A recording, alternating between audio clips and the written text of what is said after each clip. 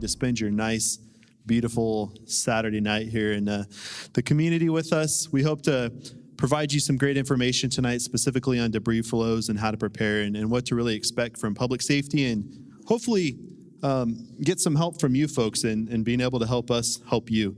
So with that, we're going to go ahead and get started. Our first speaker tonight is Glenn Shepard. He's the director of the Ventura County Watershed Protection District, and he's going to be talking to us about debris flow risks in Ventura County. Thanks, Patrick. Well, good afternoon and good evening. I'm going to go through and set the stage and give you some situational awareness for debris flow, what causes it, go into a little detail about the past rain event that occurred in early January, what was the effect, and look at the conditions that were set in Montecito with respect to that, and then introduce some topics for personal preparations for flooding that will be discussed later. With respect to debris flow, this is an introductory aspect to it.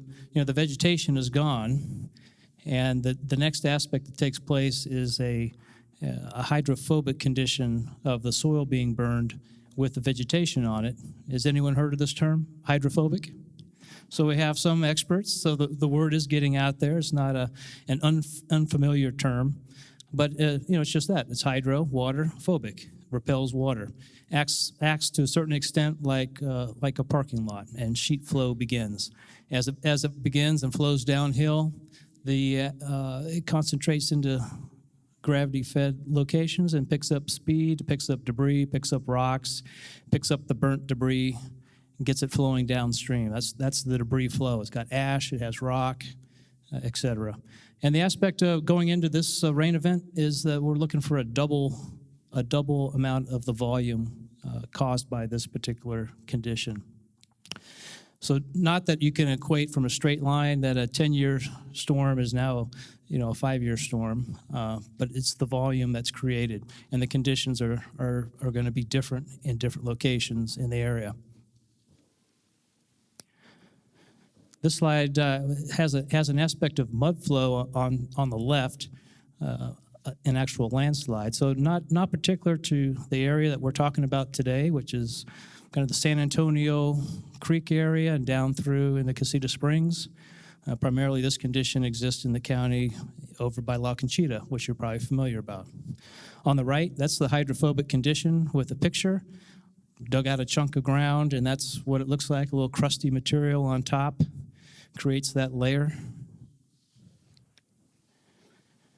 We'll get into our triggers.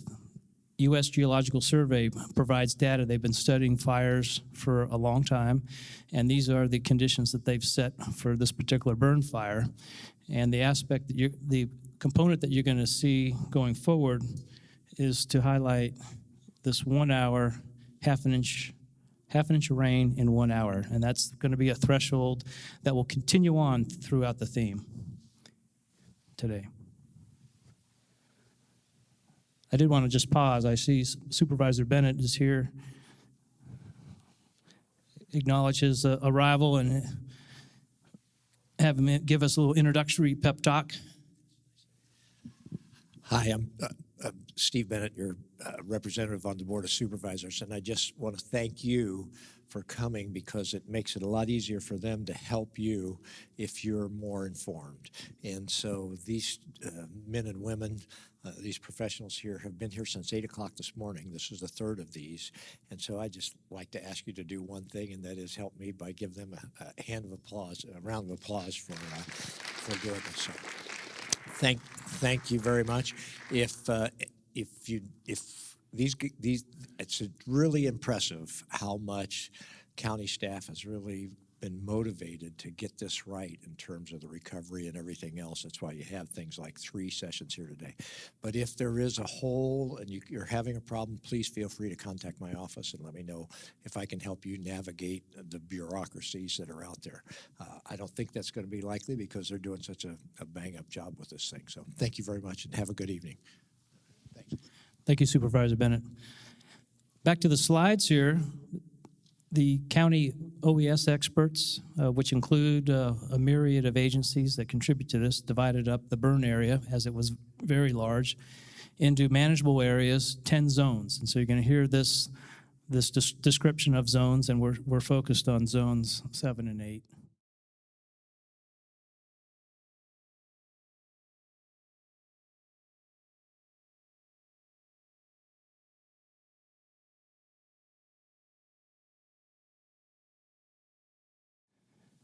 Again, focusing in, I have the next set of slides are zones 7 and 8 in detail. So that's a magnification of zone 7. And then these are the hazards. Talk about Casita Springs in general. So this is a historic area. I lived in Ojai in 2005, so very familiar with the events that can occur and the amount of rains that cause problems in Casita Springs in particular. Rockfall and Nye Road, Cañada Larga, as it comes down and interfaces with Highway 33. We talked about Fresno Canyon Parkview in the Vista Burn. So the Vista Burn area has a burn area response as well that's been developed. And Coyote Creek, which is coming out of the base of the Casitas Reservoir. Zone 8 really is focused on the upstream end of Thatcher Creek as it comes and has a confluence with San Antonio Creek and comes down along Creek Road. And the aspects there are really erosion and flooding potential that exists, both with Old Creek and Creek Road. The Watershed Protection District participates in a lot of activities as it relates to flood control. And this year in particular, we were in a unique position as the fire occurred at the end of our preparation period, which was early December. At the beginning of December, we were done with our preparations with regard to channel clearing activities, vegetation removal, as we got prepared for a normal rain year. But obviously, the burn created different conditions, and we've been able to do a myriad of emergency protection actions beyond this. And the reason I bring that up from a normal activity is it freed up capacity that we had both with our organic workforce and our contractors that help us out to do these emergency protective measures beyond our normal activity. And we're also, even though we need rain, we're helped by the fact that it hasn't rained, so we can continue to work on these emergency protective measures and improve our conditions.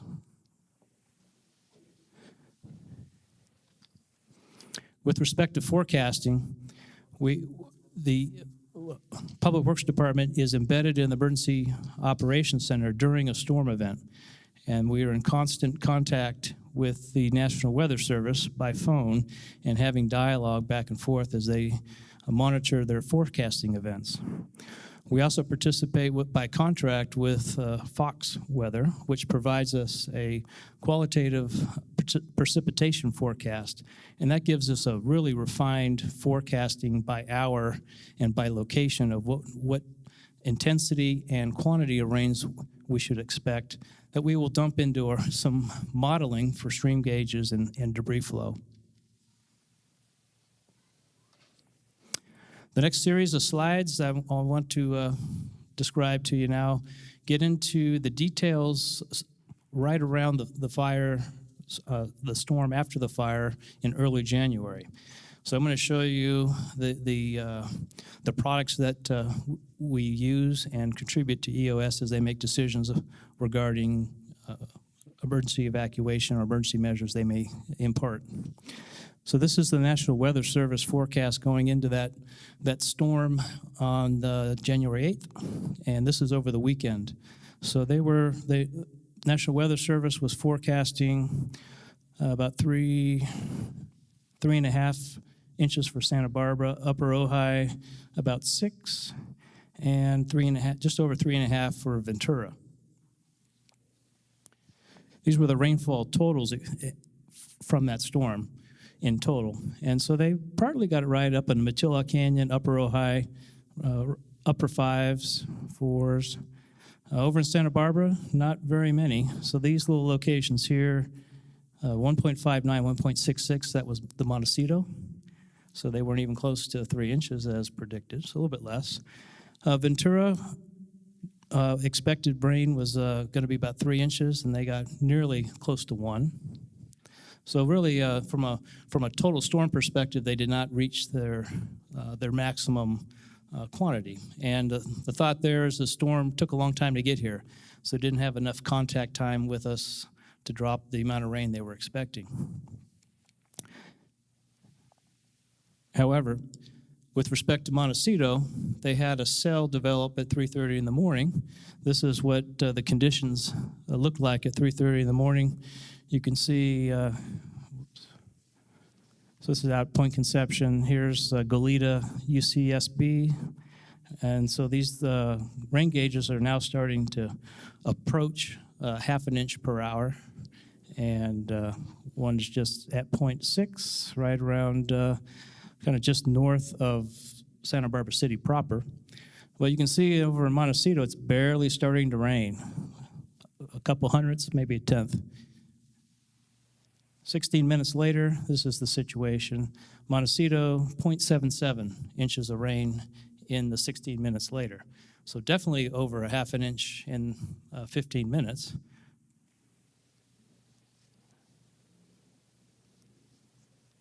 The real story with Montecito is what you don't see. So that's a 16-minute tape. In 5 minutes, they have 0.54 inches of rain, right? So that's the condition that set off the real problems that they had in Montecito. And you'll hear in the vernacular, oh, that was a 200-year event, 100-year event, whatever event, very rare. You know, the thought is that event probably happens more often than we think.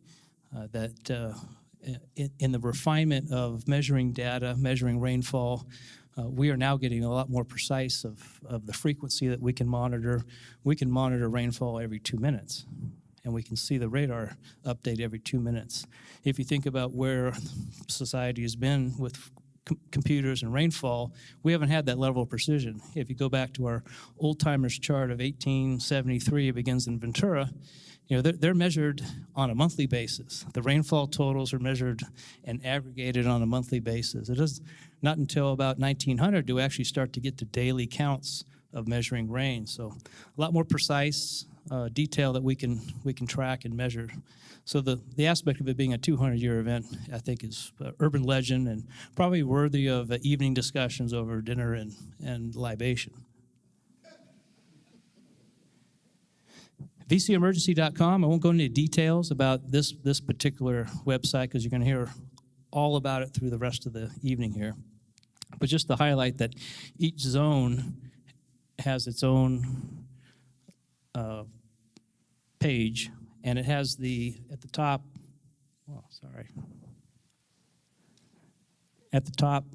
has the rain gauges that are particular to your zone. And you'll hear a lot more detail about what the site looks like, the information in it. But it has the rain information to your particular zone that you can monitor on the web and updated every 2 minutes. It comes off of our main system. This is accessible. And so you'll see this stuff real time. And the colors will change as those thresholds I indicated show. So it would be green if they're under the threshold, yellow if they're approaching a particular threshold, and red if it's over. And that will be kind of an intuitive conditioning of the current situation that you'll need for your own information that you're going to hear about emergency response. When is it time for you to go? And if someone hasn't come to tell you it's time to go, you may have to act on your own. And so this is information that you can look for your own self to keep your situational awareness up, to act when you think it's important to act for yourself.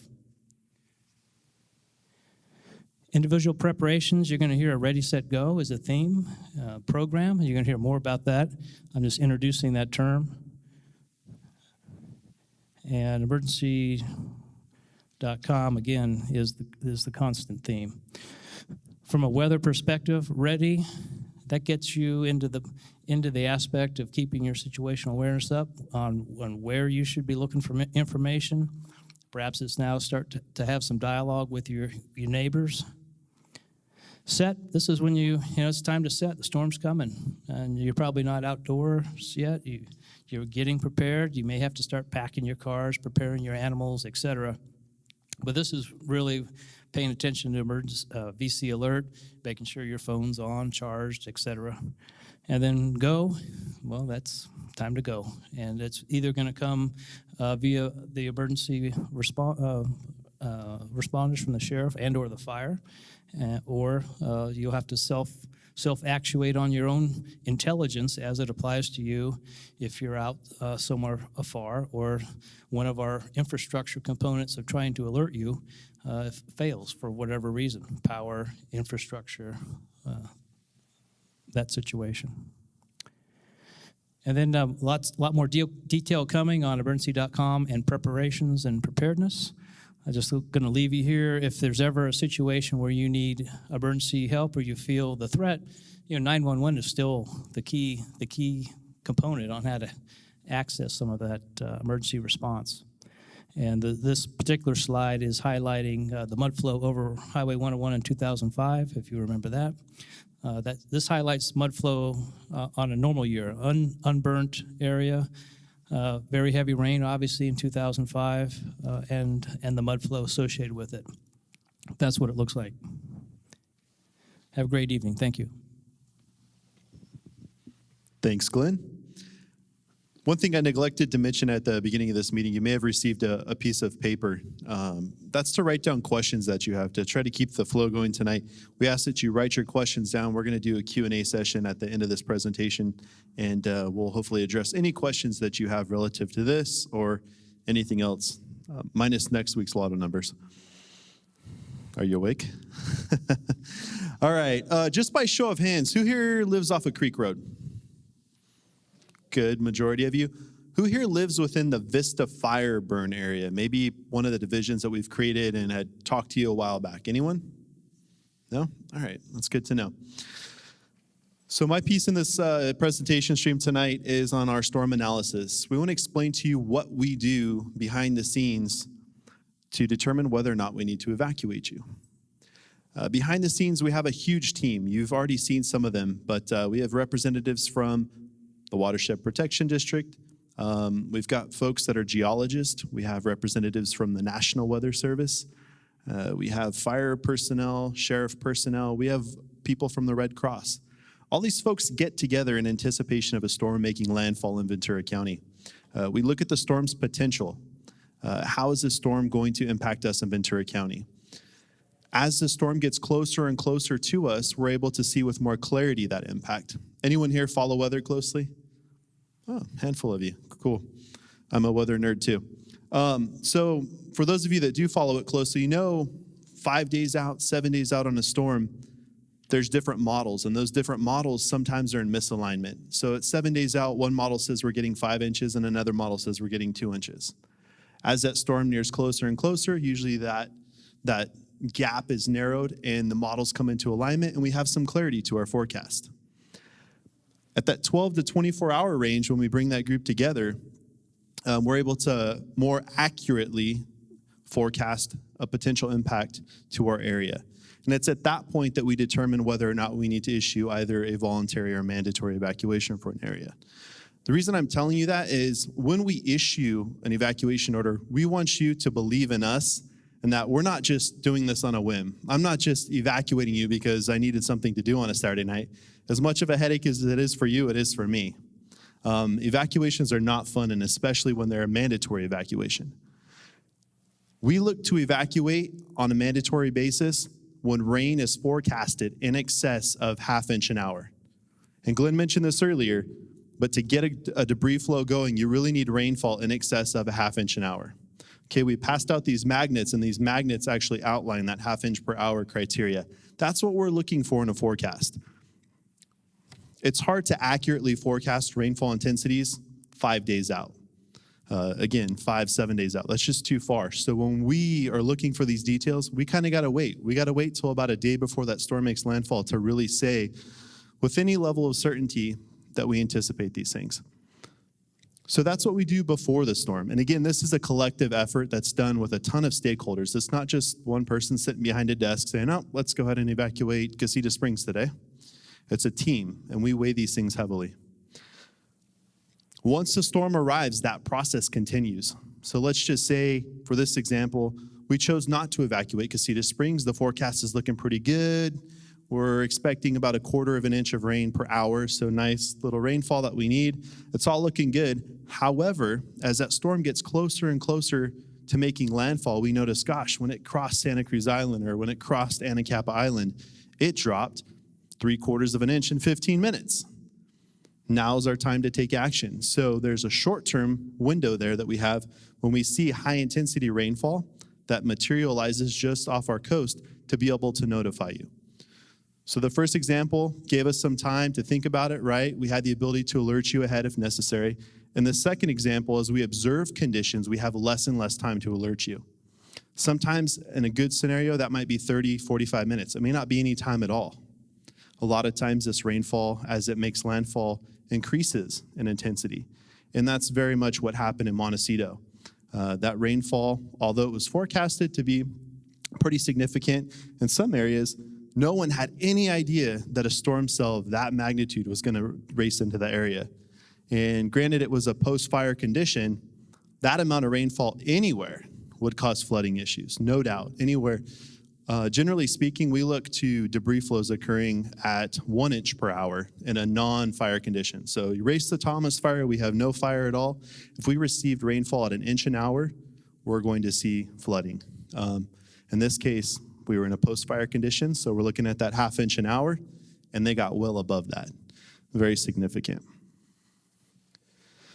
The zones, so if you're here tonight, you probably reside in zone 7 or 8. We've broken these zones up by hazard. Anyone live in the Nye Road area? Okay, so you're familiar with Nye Road, and especially if you're along that rock face that is right along Nye Road. Nye Road has its own set of hazards, not just debris flow, but there's a landslide potential. There's obviously a rock falling potential. We've grouped these areas together based on a couple of things. 1, based on watershed. 2, based on hazard. And 3, jurisdiction. And we've kind of grouped those together just to be able to talk with more specificity when it comes to these things.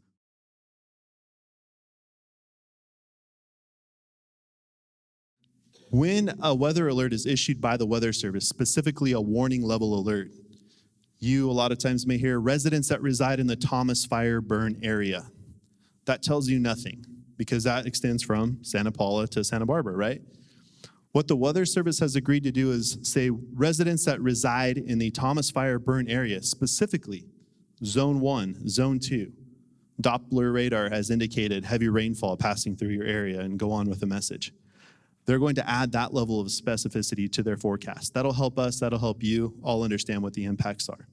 Again, the zones are just to kind of make it a little bit easier to be able to communicate with residents about what's going on out there. VC Emergency is our website. This website is dedicated to providing you real-time information on weather systems that come into Ventura County. If you go to that website, up at the top, you'll see the Thomas Fire Burn Area link. Click on that and very simply click on the zone that you reside in. Really cool website because once you click on that zone, it brings up an interactive map. You may have received a printed map tonight. It's kind of hard to see where you live. But you can go to that interactive map, type in your address, and it'll zoom in right to where you live, and you can actually navigate around, look at some of the modeling that the watershed folks have provided to us, and also see all the other features on that map nice and clearly.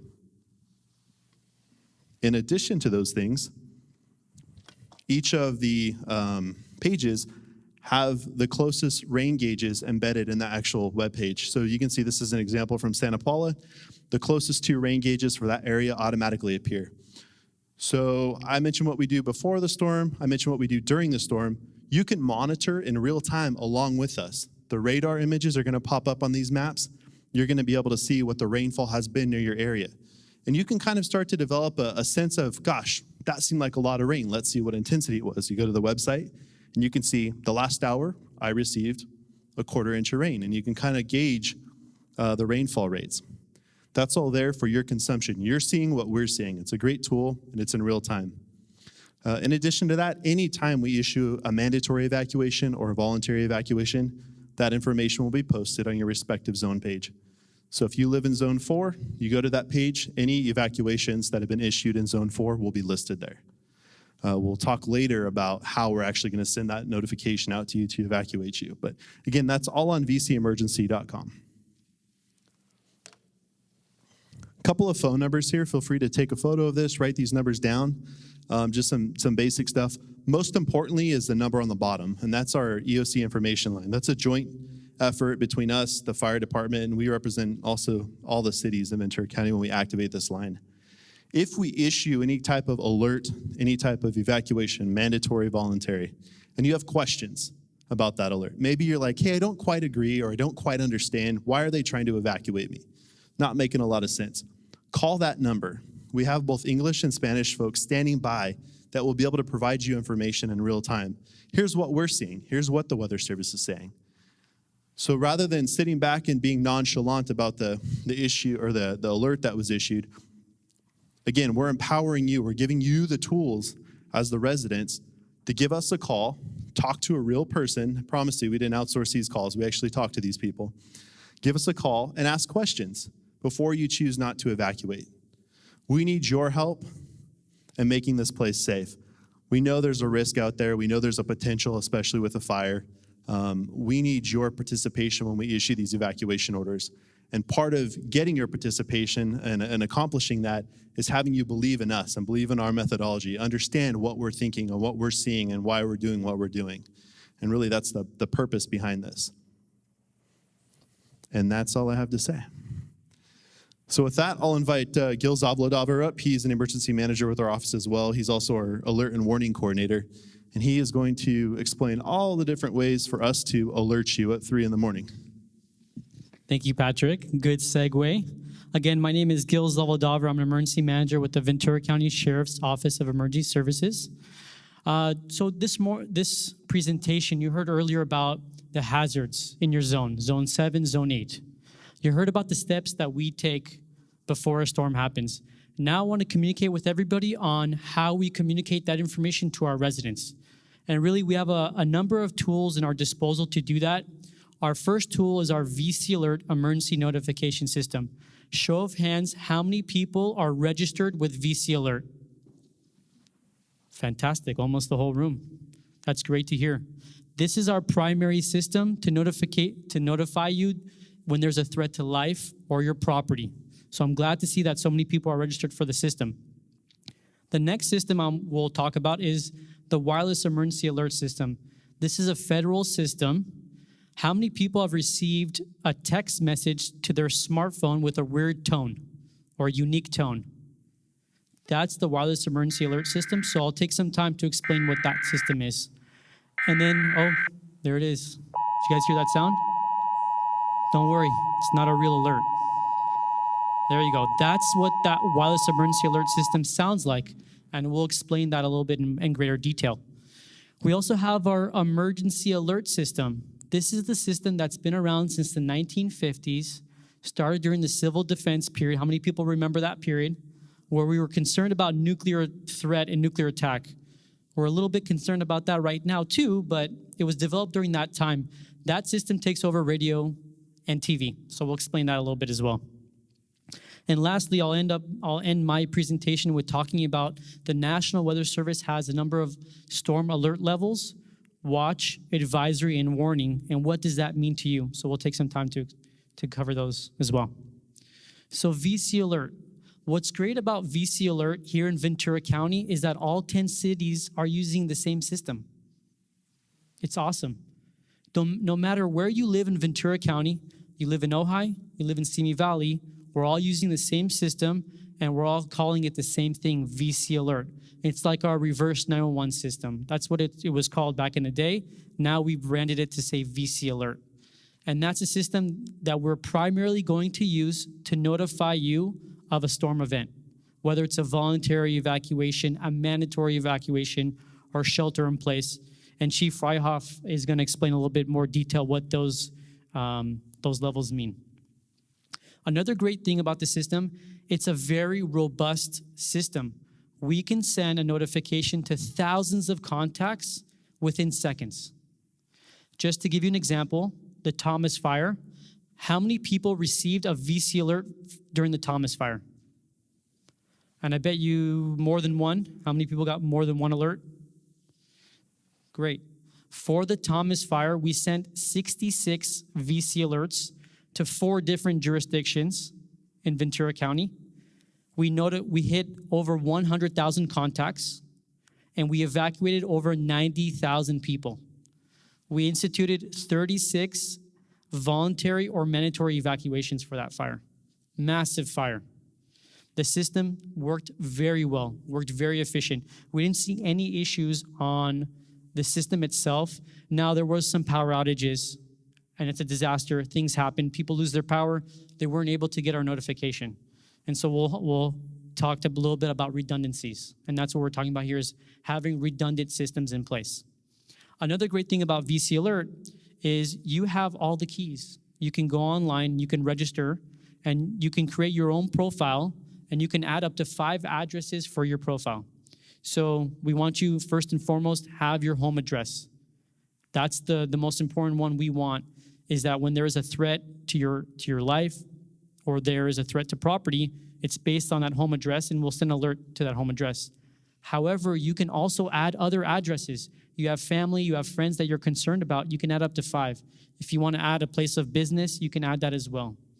And also, if you have family members that don't live in Ventura County, but they want to be notified, they're concerned about you, and they want to be notified about you, they can register for the system and use your address as well. So as long as you live in Ventura County, you can opt in to receive our alerts. Now, another thing with the alerts, it's robust in that you can add multiple methods for us to contact you. So landline phones.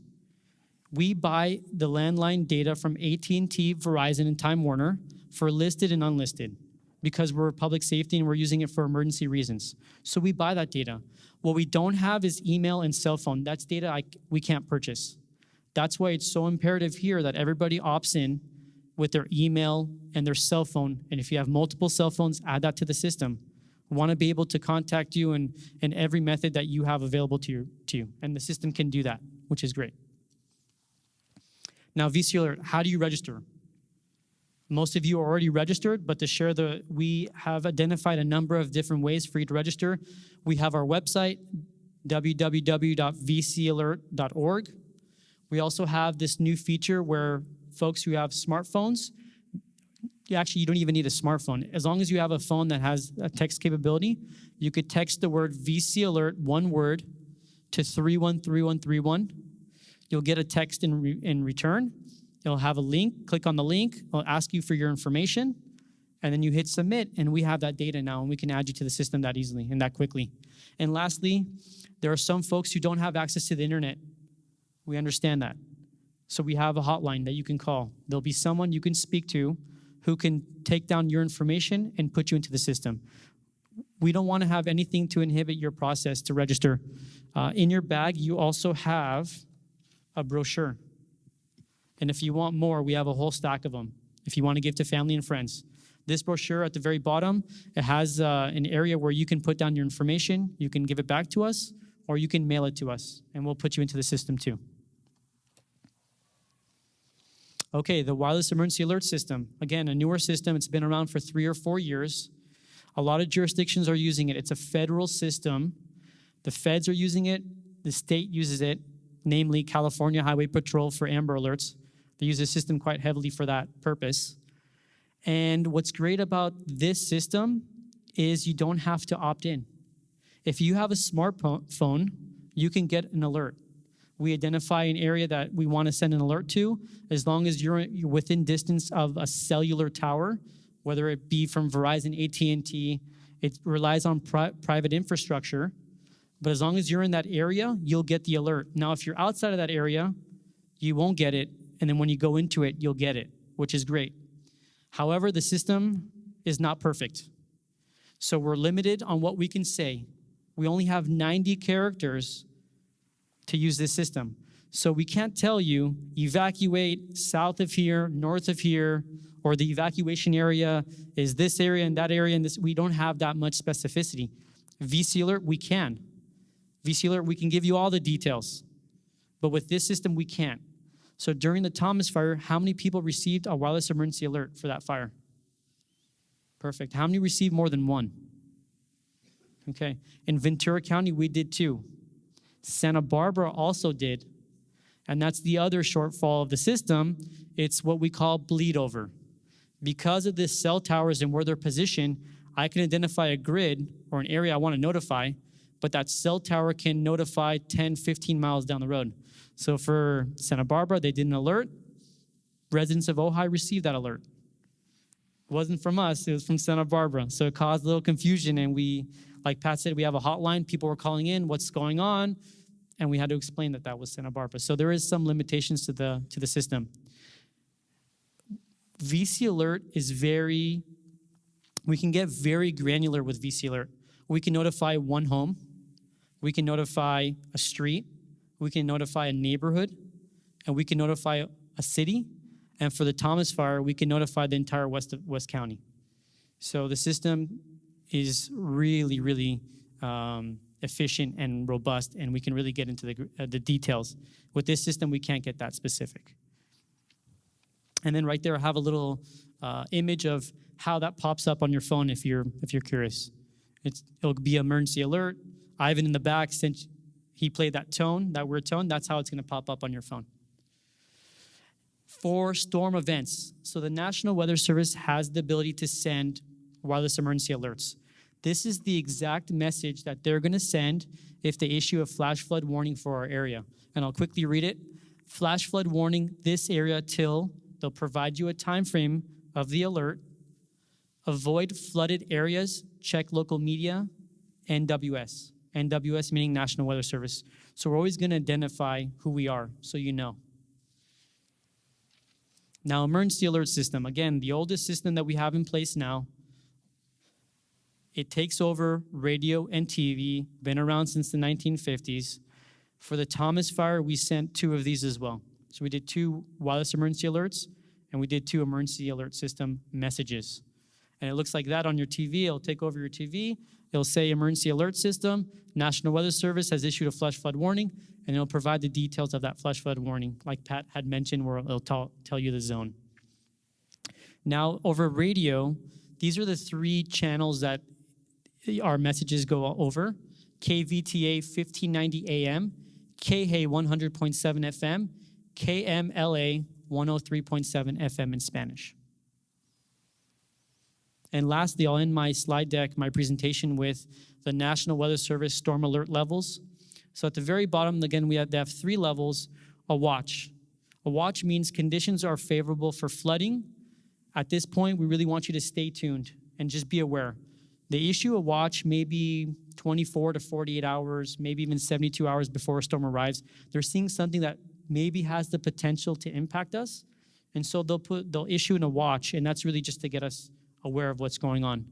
The next one they have, so the storm is now here, they might issue an advisory. An advisory is there's a specific weather event that is forecasted to occur, and it may create some nuisance flooding. And so they might be sending this out a couple hours before the storm comes to impact. And really, at this point, it's even be that much more vigilant and start exercising caution when leaving your home, driving around town, coming back home. You need to be aware of the conditions. Now for a warning. A warning being their most serious alert level. And it means when flooding is imminent or it's occurring. Now, they try to send these messages 30 minutes, 40 minutes prior. You might receive a warning when you're actually receiving a lot of water, right? So at this point, you really have to be careful, and it might even be a little too late. And we want you to move to high ground. If you have a second level at your house, then that's the time to move to your second level. You really want to get to the highest point in your house because you might experience some flash flooding. It might be, like I said, it might be a little too late if you're getting this and you're still at home. And that's why I really encourage you. And Chief Fryhoff will come up and talk a little bit more about those voluntary, mandatory, and shelter in place. But we really want you to heed our warnings because we don't do it lightly. And I'll end with this. Now, we're here to empower you with information. We will do our best. We have a lot of tools in our toolbox. We will do our best to send a notification to you to let you know to leave.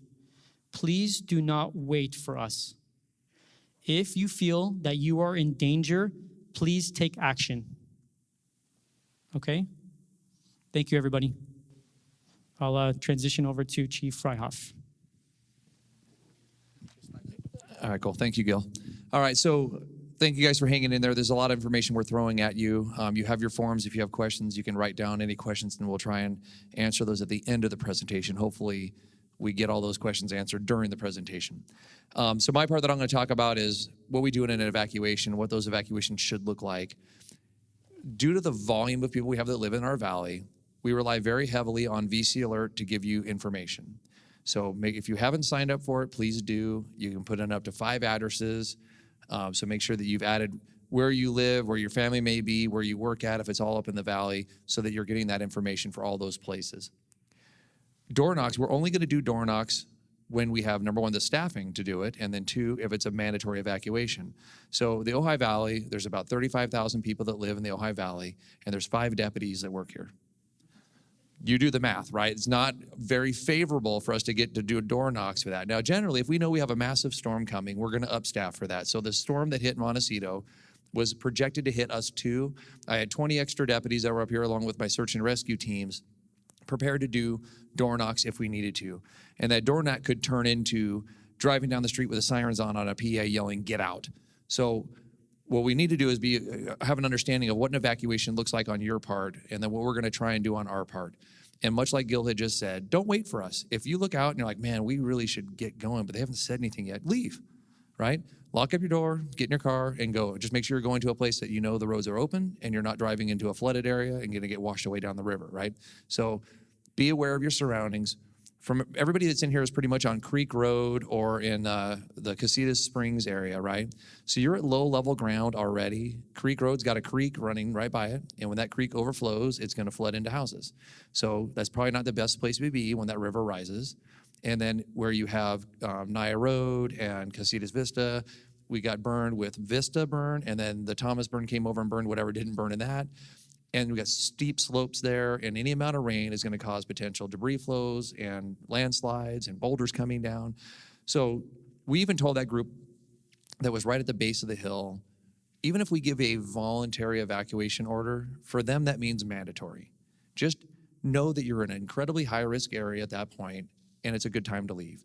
So a lot of what we're trying to provide is to make sure you understand what thresholds we're looking for you to leave. So 1/2 inch an hour, or any deviation thereof, right? So 1/4 inch in a half an hour, or less than that, or 1 inch in an hour, or 2 hours. Whatever that mathematical formula is, if we're gonna get that much rain, we're gonna have debris flow. Time to leave. So don't wait until the last minute. At least with a flood or rain, we know the rain is coming. We get some advance. We don't have a storm just crop up, or at least we haven't yet in California. I mean, who knows, right? We could get one. It's not likely, but it could happen. But we do with fires, we never know when those things are going to crop up. And like what happened up in Upper Ojai, that fire started and it started moving right away. And it's very difficult to get personnel up there to do evacuations and get things rolling. So with the storm, we have a little bit of lead time, but we really need to take advantage of that lead time.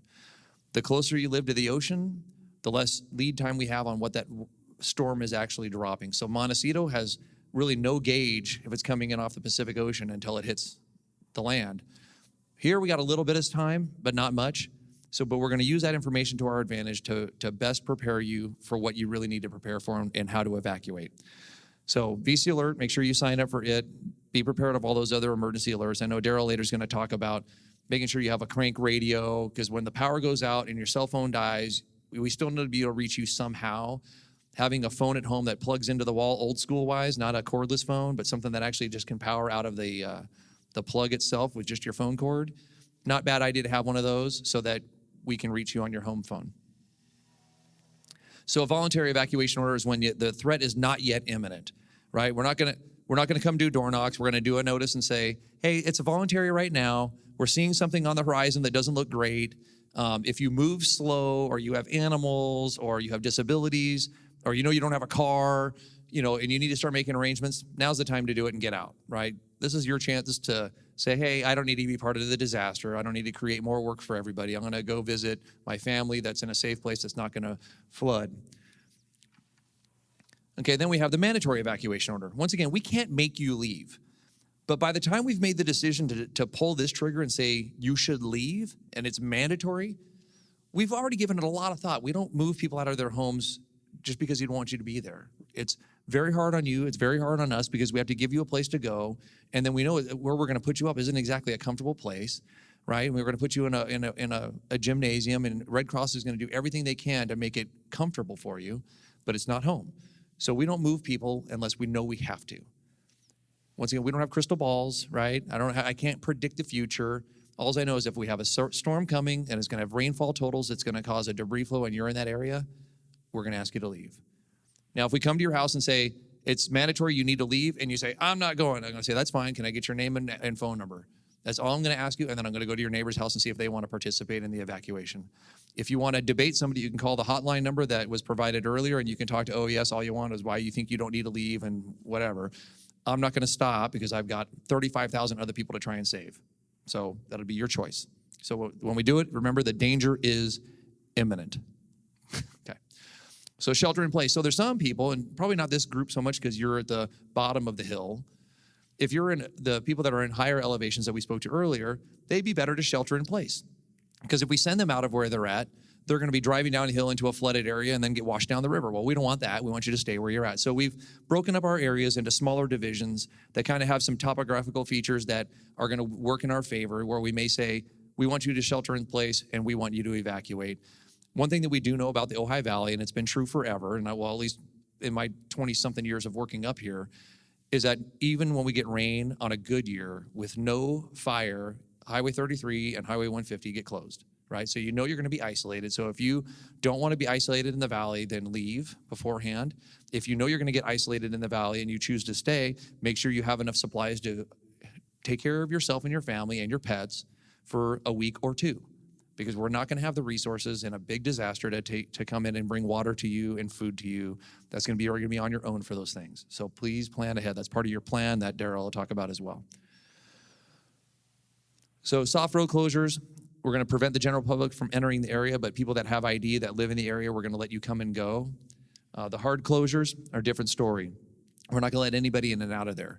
Once we do an evacuation area and we get everybody out, we start patrolling it because we know people have left their homes and we don't want them getting looted. So we're going to spend a lot more time patrolling those areas, provided it's safe. Obviously, if it's covered in 10 feet of mud, probably not going to patrol there because nobody's going to go in there and steal, right?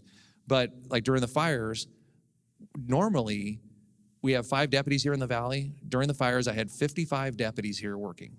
So we had on 12-hour rotating schedules, there was 50 of them that were 100% trying to keep people from looting, and there was 5 that were still handling domestic violence calls and thefts because all that stuff still occurs during a disaster. So we still have to have people that are willing to do that.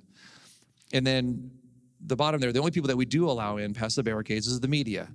This section of the Penal Code 409.5D allows them access into hazardous areas. We just tell them, hey, it's dangerous. We don't recommend it, but we can't stop you. Ready, go. And then we don't go and try and save them. If they go in there, they're on their own. But that's also being able to provide information to you. That's how when you see where they're getting access from the pictures they're taking, is because they've chosen to take that additional risk to share the information with the public, which is great that they're willing to do that. And but they're aware of the hazard when they get in there. VC emergency is the mechanism to get information, right? And the information line, those are important numbers in websites to have. But much like we experienced in the fire, we lost, 3 water pumps, we lost cell phone towers, we lost power for a few days. So what I want you to do is, although we've come to rely on technology as a community, as a public, you have to be prepared to be able to function without it. And that part of this information is just so that you can make those decisions for yourself, for your own well-being, knowing that we may not be able to get to you. So big storm's coming, maybe I need to leave, and then you can choose to leave on your own and not wait for us to tell you. And really, we're not going to be looking to save properties at this point. We're looking at saving lives, and that's all we're concerned with during a disaster, is saving lives. If we can save property too, great, but that's not our primary focus. Our primary focus is to save you, because you can't be replaced, your stuff can. And I'm out.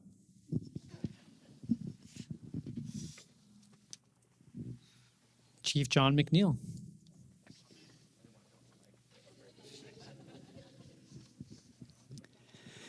Good evening. As introduced, John McNeil with Ventura County Fire Department. We have 2 other members from Ventura County Fire here also. Battalion Chief Todd Leak is in the back behind the iPads that are recording this event. He's local to the area, assigned out of the station in 23, and has responsibility for the entire Ojai Valley. We also have Public Information Officer Steve Swindle, who is doing the recording, and this recording can be viewed on our website, bcfd.org, both Twitter and Facebook. You'll have to ask Steve after the presentation the specifics of that, but that's his specialty. This is real risk. Hopefully, the presentation from all the experts have presented that. And I just want to tell a couple stories. I spent some time in Montecito during the debris flows and the devastation up there. And the reason I wanted to just share a couple of those stories was to bring the reality to the discussion. And two particular stories stood out while I was up there for about a week and a half. And the first one was, I'm not sure if you were aware of this, but when the debris flows started in Montecito, they dislodged a gas line. It was a high-pressure gas line, I believe, well over 12 inches in diameter, so it was serving a neighborhood. It's not a small gas line that just goes to the house. But with that rupture, caused an ignition, which then led to a structure fire, and the occupants were burned. So when we talk about preparatory actions for a debris flow, consider every potential that could be out there. So when we get into the specifics of how to put a plan together, just consider that it's more than a debris flow. It's going to dislodge gas lines and cause fires and collapse buildings and everything else that goes with it. So another story that, or a visual that I had up there, and maybe you've seen the photos of this post-incident, but there was a two-story house on one of the streets near the 192 highway that kind of dissects the city of Montecito. But it was a two-story house that was sheared in half. The second floor had what appeared to be a young child's bedroom, and it had I remember it clearly, it was a white bookcase, maybe 2 or 3 levels high. It had the contents of the shelves or the bookcase were still intact, yet half the house was sheared off. So you can imagine the forces that it took to cut a house in half, yet leave the contents in the bookshelf. So that one just stood with me. So there's my motivation to get us to prepare for this. And when I say us, I'm talking our whole team here, all the presenters and all the agencies they represent, and you as residents, we all make up this team. It's a bit of a challenge to motivate us to prepare for this when we have 80-degree weather, although the sun just set, but it was quite a nice day, and it doesn't look like there's any threat to rain here, at least heavy rains in the near future. But either way, we need to be prepared. So what Ventura County Fire recommends is the Ready, Set, Go program, and I believe this was handed out in all the black bags you got, and if not, they're here at the table. We also have digital versions of this on the website, the vcfd.org. And the Ready, Set, Go is, as already mentioned by some of the other agencies, we all try and collaborate on a message. And the Ready, Set, Go is really the ready part of it is, let me back up. I forgot this on my last one too. When you're putting your plan together, consider priorities. And these priorities are the same priorities that your first responders are going to use in incidents like this. And it's always the protection of life is first. Second to that is going to be the preservation of property. A third consideration in the debris flow discussion is consider isolation. And it's been mentioned that you may not lose your life, you may not even have any damage to your property, your house, but you could be isolated for weeks. I'm not sure how long it's going to be, but where we live here in the Ojai Valley, there's potential to be isolated. So with that, consider that in your plan, and you may be on your own, having to provide your own food and water, and the water may not be there. So think about the priorities when you're putting your plan together. So the ready part of that is the preparatory phase of that, and it's consider what you can do to protect your property from a potential debris flow. We have a sandbag program through the fire departments, the local stations. So you're welcome to go to your local station and engage the crews, have sandbags filled. They'll load them up in your car for you if they're not on emergencies. You can ask them how to place them. There's details on that, so you can maximize the efficiency of the bags. All that information is, of course, on the pamphlet also. But that's one of the thoughts on preparing. The set part of the three-step process here is really that transition phase. You've taken all this information, you've looked at the websites, you've read the information, you've had conversations with people that are forecasting an event. Now it's about getting your situational awareness up. So you're having more of those conversations. You're getting to the point where you could be ready to go.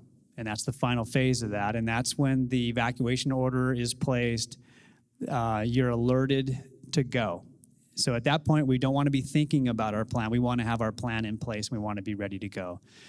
The challenges from the first responder side of it is, like Jim Fryoff mentioned, the mandatory evacuations, they can't force you out, but just consider what we're trying to do in these impact areas. We're trying to respond in there, and if we know people are in certain houses, we have to go validate that. We have to find out. Remember, the life safety is our top priority. So we may make efforts to go validate something that was either misinformed. Regardless, that effort takes away from another effort of possible rescue. So it's a challenge we're dealing with all the time. So when we ask you to evacuate, we're hoping for compliance on that. And there's reasons behind it. It's a calculated decision. It's been mentioned more than once here. You see what goes into that discussion and the final activation of the evacuation. So please help us as first responders, help you in this situation. And as a team, to be successful, we all have our role. Let's prepare for it and be ready for the response. Thank you.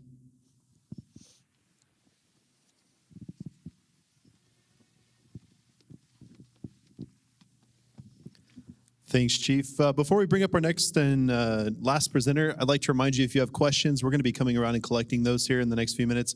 So just feel free to hand those down to the end of the row, and we'll come by and pick them up and do our best to answer all of your questions. So with that, Daryl Smith, he's an emergency manager with the Office of Emergency Services. He's going to talk to you a little bit about disaster preparedness. Good evening. One of the things in our office we like to make sure the public's informed on is preparedness and how to prepare for the hazards we have here in our county. So the first thing we like to really push is to get a kit. Have your emergency kit readily available where you can get to it, pick it up, take it with you. But things you should have is about 3 days worth of food and water, AM, FM radio, and not just the electric kind, but one that works either off of batteries or solar or crank, and same with the flashlights too, because with these power outages, you never know when you need that emergency light next to you.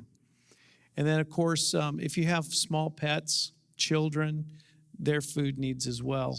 And especially one thing we noticed at the shelter at the Thomas fire was people didn't bring the feeding dishes for the animals.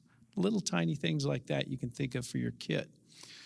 Prescriptions, a lot of us need prescriptions. Have a good supply because you don't know when you might get back to your home, and you want to take those with you as well. And then if you have any multi-purpose tools, you might need to shut off your utilities or do anything like that on your way out. You want to have those things readily available so you're not looking for them.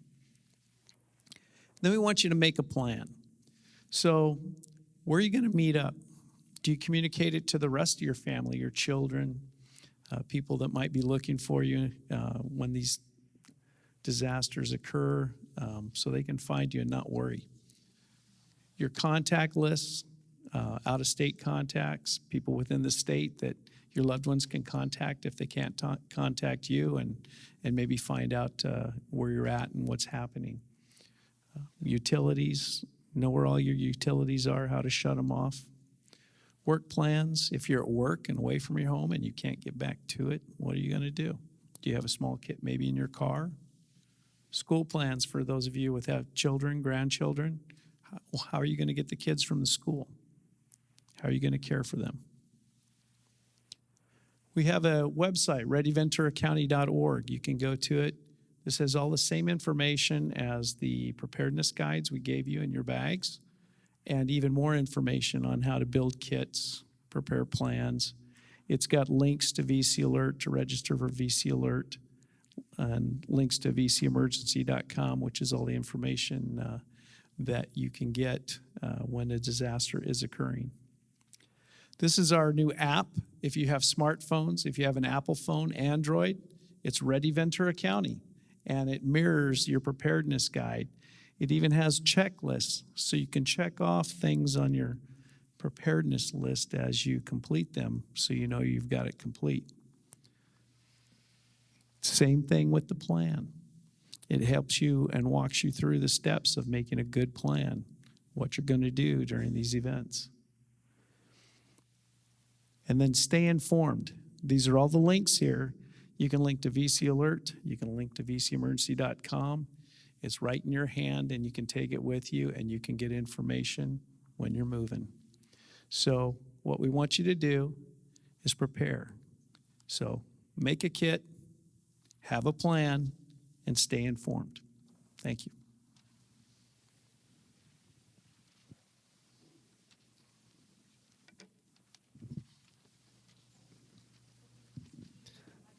All right. Anybody have any questions? We didn't receive any. Anyone have questions? All right. I knew there must be some out there. Pages. Oh, my goodness. All right. We're going to take just a second and try to sort these out. Usually we get them ahead of time, but it's a small, quaint group, so here, you guys can help me sort. I need a math for that one.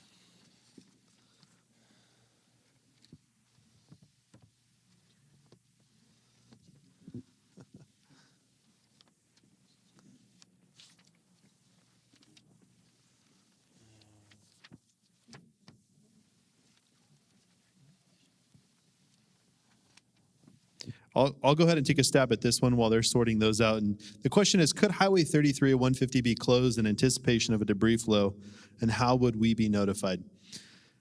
So I'm going to give you an honest answer here. Generally speaking, both of those roadways are CHP roadways. And for CHP, and I'll quote them, it's not an emergency until it's an emergency. We've actually talked to them at length about preventatively closing roads, and it's not something they're really open to at this point in time. We work in close communication with them, but it's their goal to keep roadways open. And even as fire, sheriff, any of us can attest to, we're on scene of traffic collisions on the highway or the freeway, and their first concern is, can we get the freeway open? So preventatively closing roadways for debris flows is not likely. Once they occur, then of course they're going to be closed likely thereafter, and until the roadway is cleared, they're going to be closed. But yeah, you will more than likely never see a road closed, especially a highway or freeway, in anticipation of an incident. Okay, two things. So one of the questions was, because the radio towers were affected, the fire, that the radios didn't work, and that's accurate, right? So much like I said, we've become reliant on technology, but you have to be prepared to operate without any of it. Just pretend for a moment when you do your plan, what would you do if all the power went out, you couldn't get access to your phone, and the radios didn't work and your TV doesn't work? What would you do then? You're armed down with what we think is going to happen with a certain amount of rain. Now, if you can you start paying attention to what rainfall is coming when we don't have a big storm, then you'll have an idea of when the big storm comes, how much that really is, or how little that is, as the case may be, and just say, you know what, I've lost all my power, I've lost all my communication, there's no way for people to get to me now. It's probably time to go, right? Get yourself to a safe location. I know that some of the radio towers were fixed. Now I think all of our cell towers are back up and running again. I know we were without cell towers for a long time. On my drive back and forth from here, it kept dropping.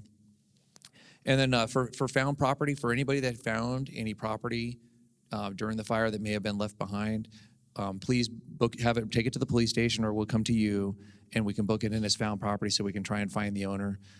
Depending on what it is, there might be an inscription on it or some additional information. We had 8,000 firefighters from the Western United States here, and if somebody did lose something, then we want to try and get it back to them. So if you did find something, please have it booked into the station, and we'll put it in safekeeping until we can find the rightful owner. All right.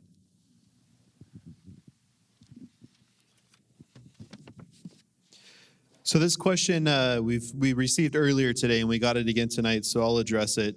Specifically, you may have heard in the news that Santa Barbara County has gotten rid of the term voluntary evacuation, and they now use pre-evacuation. Apparently, the severity of a voluntary versus mandatory was not quite, taken into consideration the same way as it is down here. Right now, our terminology is what it is. It is that's how we presented it tonight. So voluntary evacuation, Captain Freihoff went over, it's up there. Danger is not yet imminent versus mandatory is danger is imminent. We are discussing this on an ongoing basis. I can tell you before the tragic events up in Montecito, it's something that we discuss annually. The terminology is pretty consistent throughout the state. However, Santa Barbara's choice to go ahead and rename some of those things is a bit new. I can tell you we plan on further discussing it as early as next week. There's actually a meeting on the agenda for next week to talk about it. But for now, this is what we're educating our residents on. This is our plan moving forward. The important part behind this is educating the public. We want you to know what this is. That's why we're out here talking to you on a nice Saturday night. That's why we're sending mailers with this information. That's why when you go to vcemergency.com, that's one of the first things you see on every single zone site is what is a voluntary, what is a mandatory. We try to make that as clear as possible. So again, if you have any questions about those things, maybe you don't quite remember in the middle of an incident, feel free to call the hotline and we'll do our best to clarify for you. Had several questions regarding watershed, and I'll get started with those. How many inches of rain will it take for San Antonio Creek to run at 8 feet depth near the intersection of Encino? Very tactical type question, and I don't have the answer off the top of my head. But on our website, we do have stream gauges, in particular at San Antonio Creek, further downstream near the confluence. But we've modeled that particular flow. So it has a cubic feet per second in velocity, and it has depth. And you can access that through our website, vcwatersheds.net. And you can see the whole constellation of flood warning system, in addition to the stream gauges, which plot that. In addition, plot the modeled forecast on what we think the flow and the height of that flow will be at those locations. Are they going to do an additional cleaning of San Antonio Creek? So this is a difficult, oftentimes, subject because there's a lot of private property along San Antonio Creek, and we obviously don't do work on private property without agreements with the landowners, nor do we have the money. So we often partner with organizations like the NRCS, which is a USDA federal program. And it's related to another question, which was, is there an agency that can remove big boulders off the side of the hill? Again, NRCS, which is a federal agency, helps agencies like counties, also works with individual landowners and has access to other programs that may be applicable to private landowners to take care of that situation. A second question on this sheet is, how long does the fire soil condition last? Well, it's dependent on the rain, and it's really dependent on the watershed redeveloping, resprouting its vegetation to break through layers of that burnt condition. So it's going to take several years if we don't get any rain this year. Another question I have is, what's the forecast for March? It's not looking good. And we're expecting some light rain on Monday, but the long-term outlook for the rest of this year is not good from a rain perspective. But back to the soil condition, it's going to take years of activity. If we don't have a very good rain year this year, next year is going to be another first-year condition. And so that soil condition will last. Oh, and from the sense of a mud flow, it's good because we're not expecting a lot of rain. But from a soil condition and a drought condition, we're not expecting a lot of rain to help out. So, in Southern California, we're in a catch-22 with respect to that, those two conditions. We need rain, and in the fire area, we don't need rain. The last question I have here is, Caltrans working on drain clearing? Yes, they are. We have a very good partnership through the county dealing with our partner, in particular where they have right-of-way, where county has right-of-way. So there's a good lash-up, in particular with the transportation department, to work on whose culverts where, what right-of-way they have. And they've been very effective, and really their presence was much better this year in doing some preparatory work and clearing than we had last year when we had a pretty decent rain year. They were a little slow in the get-go in this particular Caltrans district, but they seem to be much more on top of it. And they have worked very hard on Highway 33 upstream of Matilaha. They've had some very severe erosion up there, and Highway 33 was closed for most of the month of January as they had severe erosion in a couple of spots heading up to the pass. And those are my questions. First question I'm going to answer here is, or respond to, is are oil and gas operators required to shut off valves for oil and or gas operations prior to severe weather forecast? And the short answer is no, they're not required to. But what we do from the public safety side is if we have an incident where it's nearby or could impact those operations and cause additional issues, we'll require them to shut that off, of course. But what I can tell you is they're also in these discussions on the forecasting part of this. They know when the weather's coming. And specifically when we have hot, dry, windy weather, Southern California Edison has gotten progressive in their process. So when a power line goes down, is severed, the system tries to reset itself and correct that broken line.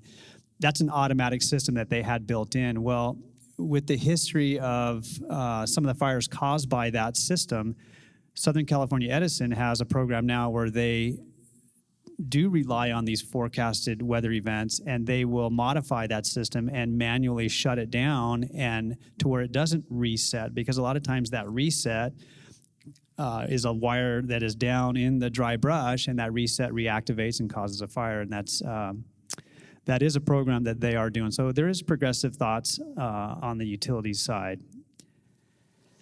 Second question has to do with the Creek Road area, and it's mentioned back in 1969 when a woman was swept away and her children were taken from the roof by helicopter. And I believe that the whole details of the story leads to the question, which is Creek Road exempt from any evacuations? And that's not correct. It also goes on to ask, because Creek Road has some bridges, when is it unsafe to cross a bridge on a raging creek?